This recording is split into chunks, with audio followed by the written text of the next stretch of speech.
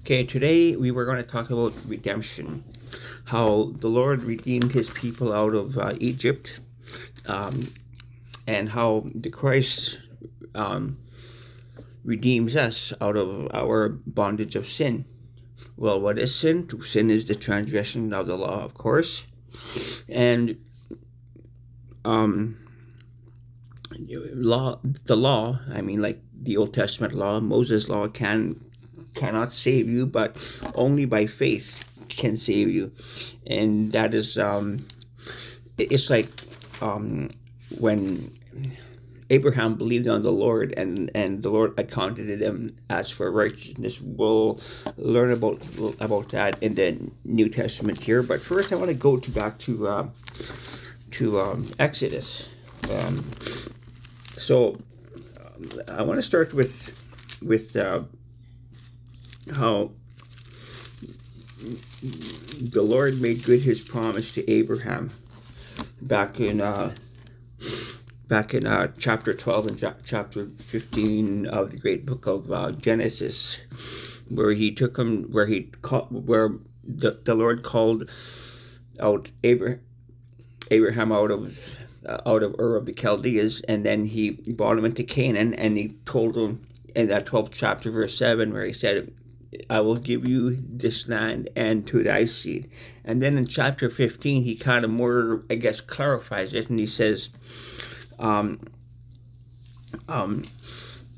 will give this land to your offspring in their fourth generation. And so it was. Well, actually, you know what? Let's go back to chapter 15 here, because there's something else important. Because when God made that covenant with Abraham, it was unconditional, because for a covenant to be between, like a contract, there has to be two participants, and then if one participant breaches the contract, well, then the contract is void. So God did not allow Abraham to take part in it, because it was a promise, unconditional promise, and that unconditional promise was Christ. And let's just go there right now. Okay. I'm gonna start with so basically I'm gonna start with verse 12 here, but just for a little backup, the Lord had told Abraham to prepare a sacrifice here, and in verse 9 he says, and he said unto him, take me an heifer of 3 years old, and a she-goat of 3 years old, and a ram of 3 years old, and a turtle dove, and a young pigeon. And so Abraham takes these, and he divides the cattle, but the birds he didn't divide it up. So verse 12, and he and then he prepares a sacrifice. So now the sacrifice is prepared. So now verse 12, and of the great book of Genesis, chapter 15, verse 12. And when the sun was going down, a deep sleep fell upon Abram, and lo, an horror and great darkness fell upon him. And he said unto Abraham, the Lord said unto Abraham, know of a surety that thy seed shall be a stranger in the land that is not theirs, and shall serve them, and they shall afflict them 400 years. So, this of course we know is from it was from the time Abraham was 5 years old, when Sarah kicked out Abraham's concubine Hagar, and his son who he had with Hagar, Ishmael. And so they were kicked out of the presence of Abraham and Sarah. Sarah got a little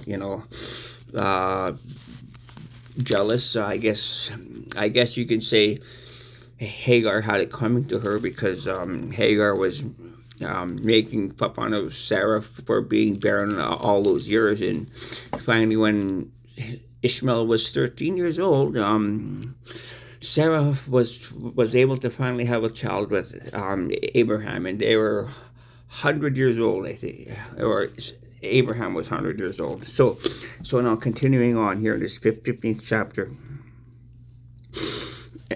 and then verse 14, and also that nation whom they shall serve will I judge, and after they shall come out with great substance, and this would be Egypt. And then verse 15, and thou shalt go to thy fathers in peace, and thou shalt be buried in a good old age. But in the 4th generation they shall come hither again, for the iniquity of the Amorites is not yet full. So there we have it. In the 4th generation. So in Moses' generations, to be precise, is that when they would come out. Now I want to go to Hebrew. Sorry, we'll get there later. I want to go to Exodus chapter 12. You know, let me do a little prelude here. How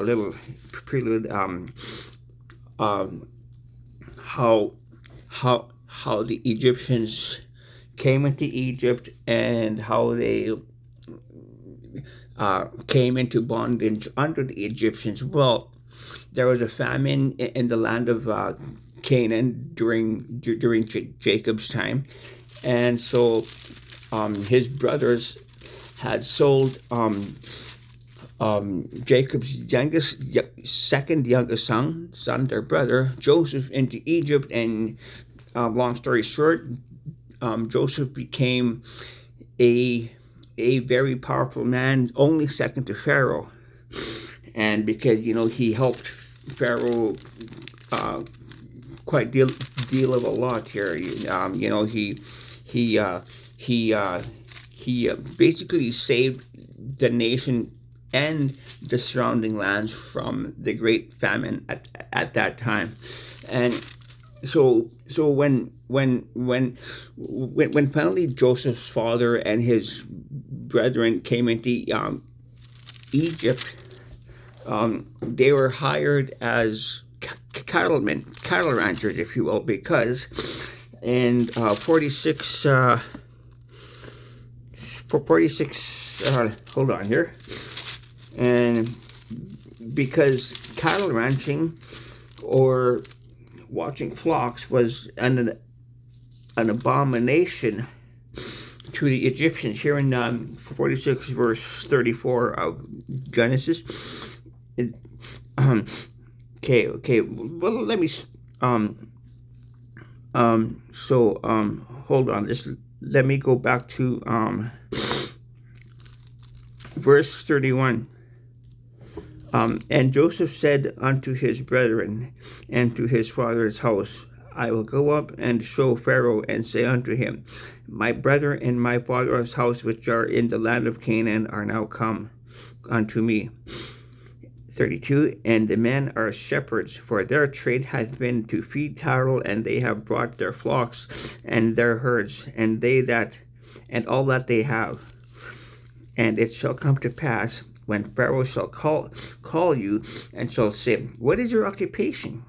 That ye shall say, thy servant's trade hath been about cattle from our youth even until now, both we and also our fathers, that ye may dwell in the land of Goshen. For every shepherd is, so here we are, why we're here, for every shepherd is an abomination unto the Egyptians. So for all these 215 years, since they come into Egypt, for 215 years, they were cattlemen. But now I'm going to turn to Exodus chapter 1 here, just to like speed things up a little bit. Verse 7, I'll start. And the children of Israel were fruitful, and increased abundantly, and multiplied, and waxed exceeding mighty. And the land was filled with them. The land of Goshen was filled with them, they were vivacious and fruitful as as the Lord promised to Abraham, if you can count the stars of the heaven, so shall thy seed be. So, and then verse 8. Now there arose a new king over Egypt, which knew not Joseph. So he didn't have no ties with Joseph or anything like that. And so I guess the relationships between the Egyptians and the Israelites kind of waned, waxed cold, if you will. Verse 9, and the Pharaoh said unto his people, behold, the people of the children of Israel are more mightier than we, which means that they become very numerous and blessed. Come on, let us deal wisely with them, lest they multiply, and it come to pass that when there followeth out any war, they join also unto our enemies and fight against us, and so get them out of the land. And so what he's saying here is like they'll fight against us with our enemies, and plus they will free themselves, if you will. They will use that opportunity to free themselves. Verse 11, therefore they did set over them taskmasters to afflict them with their burdens, and they built for Pharaoh treasure cities, Pithom and Ramses. But the more they afflicted them, the more they multiplied and grew, and they were grieved because of the children of Israel. And the Egyptians made the children of Israel serve with rigor. Okay, so now we're caught up. So now, as the Lord promised to Abraham that he would bring the children of Israel out of the land of Egypt in the 4th generation. So from that promise would be 430 years. From chapter 12, verse 7 of Genesis would be 430 years. Okay, now let's go to chapter 12. Okay, verses 1 through 42 I want to read here. Okay. And the Lord spake unto Moses and Aaron in the land of Egypt, saying, okay, now this is the final plague is coming up to you. The final plague against the Egyptians, against Pharaoh, and against the Egyptian deities, as we will see here, the Egyptian false gods. And so it is, and so here we are, chapter 12, verse 1. And the Lord spake unto Moses and Aaron in the land of Egypt, saying, this month shall be unto you the beginning of months. It shall be in the 1st month of the year to you. Speak ye unto all the congregation of Israel, saying, in the 10th of this month they shall take to them every man a lamb, according to the house of their fathers, a lamb for an house. And if that household be too little for the lamb, let him and his neighbor next unto his house take it according to the number of the souls. Every man according to his eating shall make your count for the lamb. And basically he's preparing the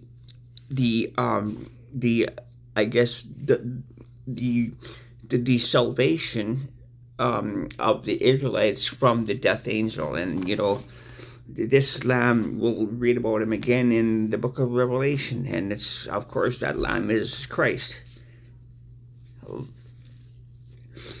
And so in verse 5, your lamb shall be without blemish, a male of the 1st year. Ye shall take it out from the sheep or from the goats, and ye shall keep it up until the 14th day of the same month, and the whole assembly of the congregation of Israel shall kill it in the evening. And the evening, that was, say, the evening sacrifice. That was sunsets. That was they say 3 p.m. because so okay. And verse 7, and they shall take of the blood and strike it on the 2 side posts and all the upper doorposts of the houses wherein they shall eat it. And this would be to mark the houses of which that angels not to enter and kill the firstborn. Okay, verse 8, and they shall eat the flesh in the night, roast with fire and unleavened bread, and with bitter herbs they shall eat it. Eat not raw of it, nor sodden, basically not boiled, in other words, at all with water, but roast with fire his head with his legs and with the pertinence thereof, and that's say everything. And ye shall let nothing of it remain until the morning, and that which remaineth of it until the morning ye shall burn with fire. And thus shall ye eat it, with your loins girded, your shoes on your feet, and your staff in your hand, and ye shall eat it in haste. It is the Lord's Passover. For I will pass through the land of Egypt this night, and will smite all the firstborn in the land of Egypt, both man and beast, and against all the gods of Egypt I will execute judgment. I am the Lord. And which the Lord did execute judgment against all these false gods of Egypt, with the hail, with our with the frogs, with the fleas, or tiny insects, and the boils, and turning water to blood. All these plagues the Lord had set on Egypt was a attack on each of the gods of Egypt, the major gods. Okay, now verse 13, and the blood shall be to you for a token upon the houses where you are, and when I see the blood I will pass over you, and the plagues will not be upon you to destroy you when I smite the land of Egypt. And this bondage, again, I want to reiterate that this bondage is in the future sense, from this time and the time of now and the time of the Antichrist, is from the bondage from the false Messiah, and also today bondage from sin, and that is through the blood of Christ. Okay, verse 21. Then Moses called for all the elders of Israel and said unto them, draw out and take you a lamb according to your families, and kill the Passover. And ye shall take a bunch of hyssop. Hyssop was symbolic of cleansing, if you will, and dip it in the blood that is in the basin, and strike the lintel and the 2 sides of the post with the blood that is in the basin. And none of you shall go out the door of his house until the morning. So stay inside all night. For verse 23, for the Lord will pass through to smite the Egyptians. And when he seeth the blood upon the lintel and on the 2 side posts, the Lord will pass over the door, and will not suffer the destroyer to come into your house to smite you. And that's basically what the blood of Christ will do. And I'm talking here of a spiritual death. Do not fear them that can kill the body, but fear him, the Lord, who can both destroy body and soul in hell. So you want to have Christ over you, because in the eternity, Satan will not be there. No, the bad angels won't be there. No bad person that follows Satan won't be there if they do not have the blood of Christ on them, in them. Because Christ purges all sins. Okay, now, verse 24, and ye shall observe this thing for the ordinance to thy sons forever, and it shall come to pass when ye come to the land which the Lord giveth you, according as he hath promised, that ye shall keep this service. And this would be a ordinance of law unto all the generations of Israel. And it shall come to pass when your children shall say unto you, what mean ye by this service? And ye shall say, it is a sacrifice of the Lord's Passover, who passed over the houses of the children of Israel in Egypt, when he smote the Egyptians, and delivered our houses. And the people bowed the head and worshipped. And the children of Israel went away and did as the Lord had commanded Moses and Aaron, so did they. They left Egypt. They were greatly encouraged to leave Egypt out of after the Lord had slain the firstborn of the Egyptians. The Pharaoh and the officials were really eager to have them leave. So eager that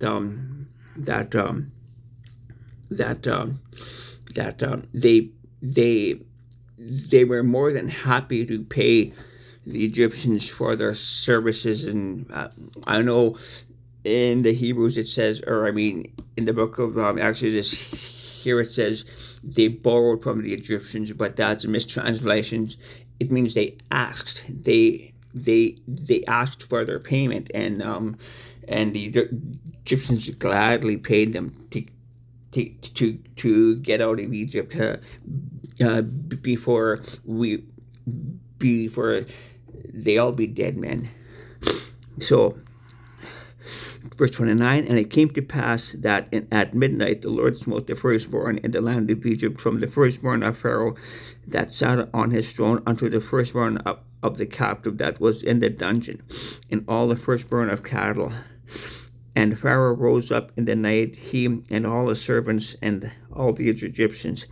And there was a great cry in Egypt, for there was not a house where there was not one dead. And he called for Moses and Aaron by night, and said, rise up, get you forth from among my people, both ye and the children of Israel, and go serve the Lord as ye have said. Also take your flocks, your herds, as ye have said, and be gone, and bless me also. He didn't want to be part of that death. So, verse 33, and the Egyptians were urgent upon the people that they might send them out of the land in haste, for they said, we be all dead men. And the people took their dough before it was leavened, their kneading troughs being bound up in their clothes upon their shoulders. And the children of Israel did according to the word of Moses, and they borrowed of the Egyptians. Again, mistranslated, it should be asked, jewels of silver and jewels of gold and raiment. And the Lord gave the people favor in the sight of the Egyptians, so that they lent unto them, not lent, they paid them actually. They gave as payment for their services for all these 200 years. Such things as it required, and they spoiled the Egyptians. And the children of Israel journeyed from Ramses unto Succoth, and about 600,000 on foot that were men, besides children. So that'd be like, they say around 2 to 3 million people altogether. These 600,000 were the fighting men from 20 years old and up to like maybe around 40 or so. And so of course you had women, children, grandparents, and people that were too old for battle, too young to be in army. So 600,000, they say around 2.1 to 2.3 million people or more. And okay, verse 38, and a mixed multitude went up also with them. And that is to say, the believers in the Hebrew God, the ones that the Egyptians and whichever race had married into the Israelites. Verse 39, okay, no, verse 38 to finish it. And flocks and herds very much cattle. And they baked unleavened cakes of dough which they brought forth out of Egypt, for it was not leavened, because they were thrust out of Egypt, and they could not tarry, neither had they prepared for themselves any victual. Verse 40. Now the sojourning of the children of Israel who dwelt in Egypt was 430 years, verse 41. And it came to pass at the end of the 430 years, even the selfsame day, it came to pass that the host of the Lord went out from the land of Egypt. That is, say, the armies of the Lord went out from the land of Egypt, of course, and their families. And I also like to point out again that this 430 years was from the time of Genesis chapter 12, verse 7, where the Lord had brought Abram into the land of Canaan, and he said, I'm just going to read that verse a little bit here. Read that one verse, 12, verse 7. And the Lord appeared unto Abram and said, Unto thy seed will I give this land. And there he built an altar unto the Lord who appeared unto him. And that was 430 years prior to this verse, and verse 40 in chapter 12 of the great book of Exodus. Okay. So this is that redeeming. This is that redeeming of the Lord, where the Lord had called out Abraham. He had redeemed Abraham from Chaldea. He had redeemed now Israel from bondage. They were redeemed from being sojourners, and now they were on the way into their promised land. And of course, we were on our way to our promised land, which is the eternity. Of course, we'll go through the millennium, the 1,000-year reign of Christ first, and then after that we will the eternity. Okay, I'll have to go to chapter 13. I think, okay, it's the next chapter, of course. Okay, and read verses 1 through 16. Okay, and this is the law of the Passover, and this is the law of the Passover, and like the sanctification of the firstborn, where God claimed the firstborn of man and beast, and I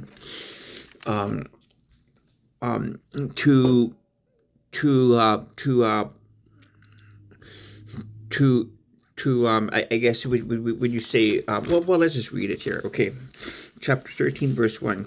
And the Lord spake unto Moses, saying, Sanctify unto me all the firstborn, whatsoever openeth the womb among the children of Israel, both man and of beast, it is mine. Because he took all the firstborn lives of the Egyptians. Okay, so I guess this for that, right? And Moses said unto the people, I mean, like, what is good for the goose should be good for the gander, right? So the Lord also claimed the firstborn of his servants Israel. And Moses said unto the people, Remember this day in which ye came out from Egypt, out of the house of bondage, for by strength of the hand of the Lord brought you out from this place. There shall no leavened bread be eaten. This day come ye out in the month Abib, and that would be the month Abib. The first day of that month would be spring, the spring equinox. It would be, and Abib means green years. So like when the green shoots starts springing forth, is spring, right? So let's go with verse 5. And it shall be when the Lord shall bring thee into the land of in the land of the Canaanites, and the Hittites, and the Amorites, and the Hivites, and the Jebusites, which he swore unto thy fathers to give thee, a land flowing with milk and honey, that thou shalt keep this service in this month. 7 days thou shalt eat unleavened bread, and in the 7th day shall be a feast unto the Lord. Unleavened bread shall be eaten 7 days, and there shall no leavened bread be seen with thee, neither shall there be leaven seen with thee in all thy quarters. And that is basically because they had to leave in haste, and they didn't have any time to allow the bread to rise. I guess back then they took a lump of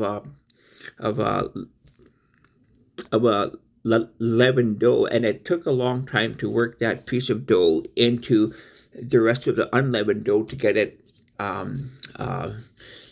the whole loaf leavened, if you will, before they raised and baked the bread. It took quite a bit of time and quite a bit of work too. So it wasn't no easy task, and so they couldn't just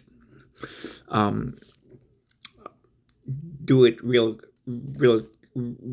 quickly. Where we have like I guess we got quick yeast breads in our, when we got bread machines, we got convenience stores. I guess we can go down and buy a loaf of bread, but they had to leave in haste, so they made their bread without any yeast, and they of course we see in chapter 12 where they ate the Passover lamb with haste and with their shoes on their feet and their loins girded. And that's to say, their loins girded was they took their, I guess, apron, if you will, and they brought it up from between their legs, and they kind of tucked it through their belt, and they tied it off so that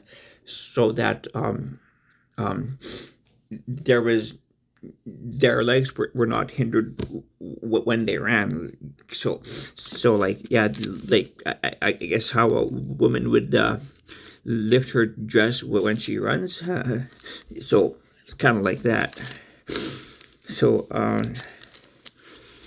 okay, verse, I think verse 8. No, let's go with verse 7. Unleavened bread shall be eaten 7 days, and there shall no leavened bread be seen with thee, neither shall there be leaven seen with thee in all thy quarters, And thou shalt show thy son in that day, saying, This is done because that which the Lord did unto me when I came forth out of Egypt. And it shall be for a sign unto thee upon thine hand, and for memorial between thine eyes, that the Lord's law may be in thy mouth. For with a strong hand hath the Lord brought thee out of Egypt. Thou shalt therefore keep this ordinance in this season, for from year to year. And it shall be, when the Lord shall bring thee into the land of the Canaanites, as he swore unto thy fathers, and shall give it thee, verse 12, that thou shalt set apart unto the Lord all that openeth the matrix, that is to say, the womb, and every firstling that cometh of a beast which thou hast, the males shall be the Lord's. And every firstling of an ass thou shalt redeem with the lamb. And if thou not redeem it, then thou shalt break his neck, and all the firstborn of man among thy children that thou shalt redeem. And that's the redemption price was 5 shekels of silver after the sanctuary, and a shekel back then was about I guess hold on here. It was a shekel was worth 20 guras. So let's make that it was basically 12 grams or 0.4 of an ounce. And so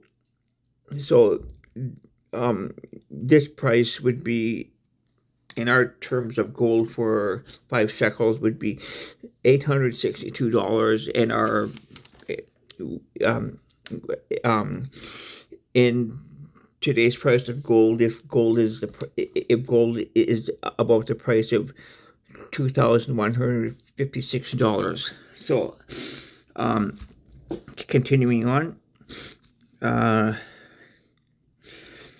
and verse 13, every firstling of an ass. Okay, we got that. Verse 14, and it shall be when thy son asketh thee in time to come, saying, that's to say, when they come into the land, what is this that thou shalt say?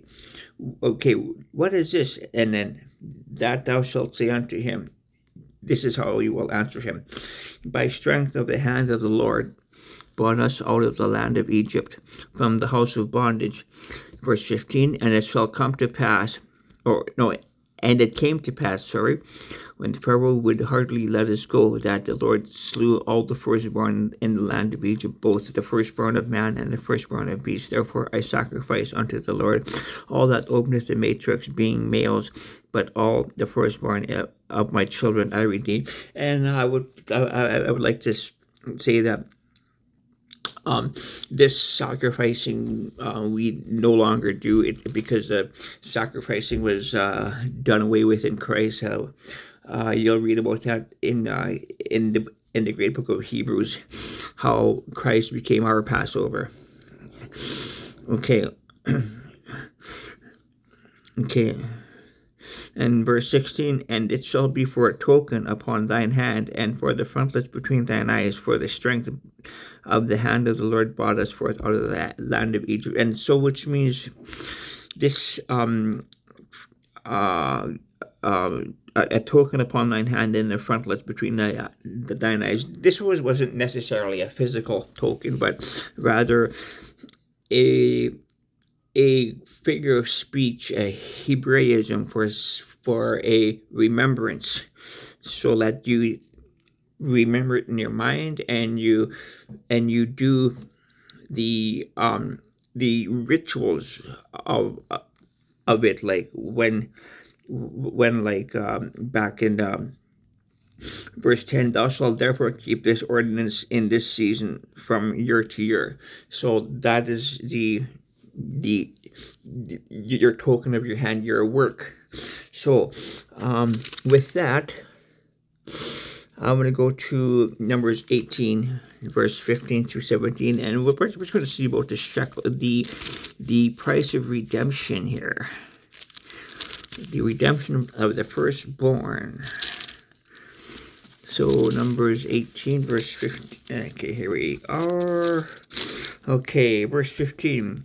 Everything that openeth the matrix in the flesh, which they bring unto the Lord, whether it be of man or beast. This is Numbers chapter 18, verse 15. Shall be thine nevertheless, the firstborn of man shalt thou surely redeem, and the firstling of unclean beasts shalt thou redeem, and those that are to be redeemed from a month old, and shalt thou redeem according to thine estimation, for the money of 5 shekels, after the shekel of the sanctuary, which is 20 gerahs. But the firstling of a cow or the firstling of a sheep, or the firstling of a goat, thou shalt not redeem. They are holy. Thou shalt sprinkle their blood upon the altar, and shalt burn their fat for an offering made by fire for a sweet savor. And the flesh of them shall be thine, verse 18, as the wayward breast and the right shoulder are thine. So like these animals, like the cow and the sheep and the goat, were not to be redeemed like the firstborn. They were to be sacrificed, and they were to be eaten of by the person offering them up. So we have that the price of redemption was 5 shekels. So now let's go to the New Testament here, redemption, because Christ redeemed us. So let's go to Hebrews chapter 9, verses 1 through 14. Okay, here we are. Okay, Hebrews chapter 9, verse 1. And verily the first covenant had also ordinances of divine service and a worldly sanctuary. And that is to say, the first covenant, the Old Testament covenant, the law of Moses, everything was for the flesh, in the flesh. For there was a tabernacle made the first, wherein was the candlestick and the table, and the showbread, which is called the sanctuary, and that would be the I guess the tent, and in that tent there was like a fence around it, and the tabernacle sat within that, and then in front of that tabernacle was the altar of burnt offerings, and then inside that tabernacle was all the furnishings, like the candlesticks and the we would call the seminal candlestick menorah, and the altar of incense and all that, and in the back of that room, kind of like a perfect cube, was the Holy of Holies, and only once a year the priest would go in there on the Day of Atonement to atone for the sins of first himself and then the people. So now in verse 3, and after the second veil, the tabernacle, which is called the holiest of all, and that there was a huge thick curtain, if you will, that separated the holy from the Holy of Holies, and the Holy of Holies where only the high priest was allowed to go in there once a year. Okay, which had the golden censer and the Ark of the Covenant, and overlaid round about with gold, wherein was the golden pot that had manna, and Aaron's rod that buddeth, and the table of the covenant, and over it the cherubims of glory shadowing the mercy seat, which we cannot speak particularly. So, verse 6. Now, when these things were thus ordained, the priest went always into the first tabernacle to accomplish the service of God, and that is you will read about this in the high priest went in once a year, but the other priests, there were 24 courses, if you will. There were 24 priests that went in, I think, twice a week, and you'll read about the courses in First Chronicles chapter 24, and in there you will read where for 2 weeks out of the year, each of those priests would go serve in the tabernacle, and on the 3 holy days, all the priests, including the high priest, would serve on the 3 highest holy days. Okay. But the second verse 7 of Hebrews, chapter 9 of Hebrews, verse 7, but into the second veil, that is to say, the Holy of Holies, went the high priest alone once every year, not without blood, which he offered for himself first, of course, and for the errors of the people. The Holy Spirit, this signifying that the way into the holiest of all was not yet made manifest, while it is the first tabernacle was yet standing, which was a figure for the time then present, in which were offered both gifts and sacrifices that could not make him that did the service perfect as pertaining to the conscience. And I should just say, every year, man and flesh blood, the priest had to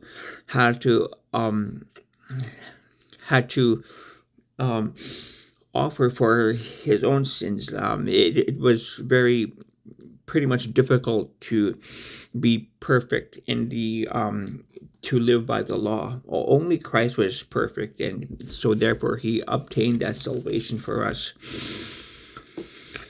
Okay, and verse 10, which stood only in meats and drinks and diverse washings, ritualism, if you will, and this was,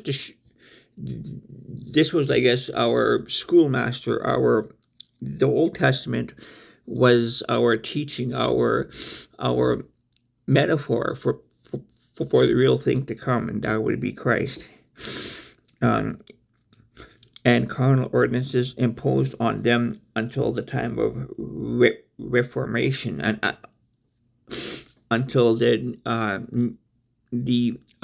New Testament, until the old was done away with.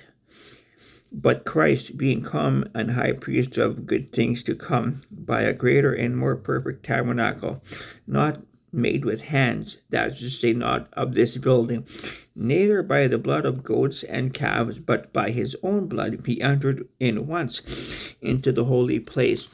So, unlike priests of the earth who had to enter yearly and offer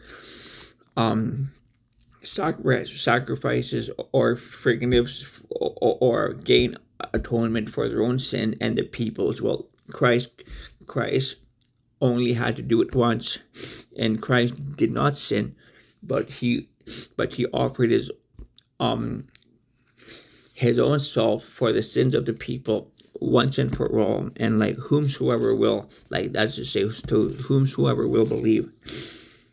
Okay, so neither but by verse 12 again, neither by the blood of goats or calves, but by his own blood he entered once into the holy place, having obtained eternal redemption for us. And there is that word, our Redeemer. For verse 13, for if the blood of bulls and of goats and the ashes of the heifer sprinkling the unclean sanctifies to purification of the flesh, how much more, and that's the flesh, but not the spirit, how much more shall the blood of Christ, who through the eternal Spirit offered himself through without spot to God, purge your conscience from dead works to service the living God. So yeah, we live carnally. We live on this earth carnally, but we are to be spiritually minded, and your spirit is more powerful than your flesh body. It's more eternal. So now, let's just go into a little, I just want to go to Galatians here to chapter 3, verses 7 through 4. chapter 3, 7 through 4, okay, or 7 through 4, 7 through 14, sorry. Okay, Galatians chapter 3, verse 7. Now ye therefore that which are of faith, the same are children of Abraham. That is to say, the just shall live by faith. And verse 8, and scripture foreseeing that God would justify the heathen through faith, there we are, preached before the gospel unto Abraham, saying, in thee shall all nations be blessed. So then they which be of faith are blessed with faithful Abraham. For as many are of the works of the law are under the curse, for it is written, cursed is everyone that continueth not in all things which are written in the book of the law to do them. And so it is. That is why this Old Testament was a metaphor of the better of which was to come, because the old law was for the flesh, but the new law is for the spirit. And the flesh is weak, it gets old, it gets sick, it dies, but the spiritual body lives forever. And if you can be in that spirit, you will live forever, because there will be no corruption in the eternity. So verse 9, so then they which be of faith are blessed with faithful Abraham. Okay. Right, okay, we already got that. Verse 11. But no man is justified by the law in the sight of God. Why? Because it is flesh. It is for the flesh. It is evident, for the just shall live by faith. And the law is not of faith, but the man that doeth them shall live in them. Christ hath redeemed us from the curse of the law, being made a curse for us, for it is written, cursed is everyone that hangeth on a tree. That the blessing of Abraham might come on the Gentiles through Christ Jesus, or Jesus Christ, that we might receive the promise of the Spirit through faith. And that's the promise of our redemption, the promise of the Holy Land, the promise of our going into the Holy Land, which is to say heaven. Okay, now let's go to Revelation chapter 14, 1 through 5. Let's see, where are we here? Okay, this is the first fruits redeemed. That is to say, those who I guess we'd say made the cut into heaven, and they were redeemed by the blood of the Lamb. Chapter 14 of the great book of Revelation, verse 1. And I looked, and lo, a lamb stood on the Mount Zion, and with him 144,000, having his Father's name written in their foreheads.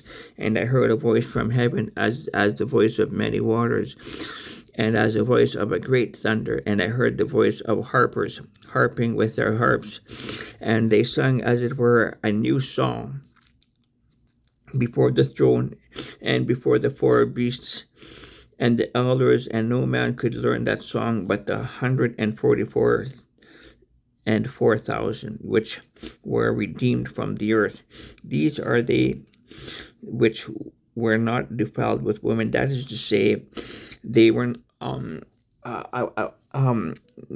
with like wives or women or whatever. This is to say, they were not they were not religiously led astray as the women on the scarlet beast of chapter 17, right?